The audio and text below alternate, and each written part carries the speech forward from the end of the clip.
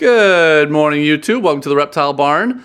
My kids have made a little starfish out of their legs, and we're giving TJ, the corn snake, some exploring time.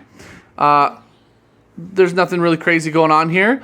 We just always stress to our customers or anyone who comes for a tour that these snakes do not live in the largest accommodations. It is highly important that they get out regularly for exercise and mental stimulation. They can get overweight and they can get bored. Absolutely they can.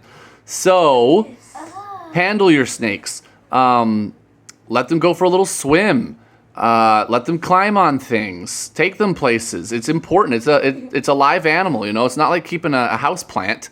So this is really good for TJ. He gets to get out. He gets to go explore and smell things. Keep it safe, of course. Don't let them get under things that they could get stuck or get away from you. Check the environment for really sharp edges or whatever. But this is important. If you're keeping your animal in a gigantor, massive, bioactive enclosure, then it can probably get a lot of its needs met exercise-wise just in its own enclosure.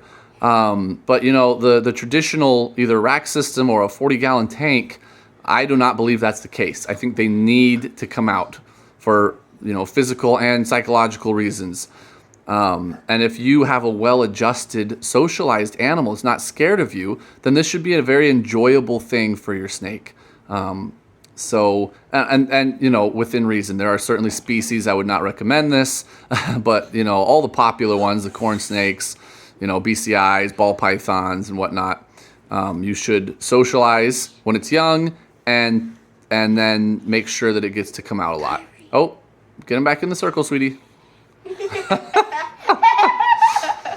So, that being said, there's lots of ways you can do this. Obviously, this is not the only way.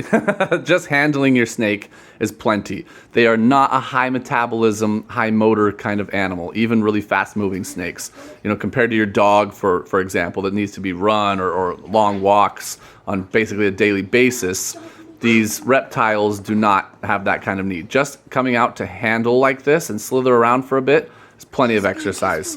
But it should be done regularly. I'm really not a proponent of the completely hands-off style of reptile keeping.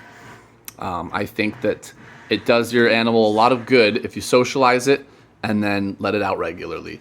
I really think it enriches their lives a lot with physical health and just, to have an interesting life. So that's all. Just want to do a real short clip of this and talk about why we do this. It's okay, Caspian. Hey, Gavin, he's doing a great job. Don't worry. Anyways, always be careful, This snake really wants to escape. He wants to explore, huh? He's cruising.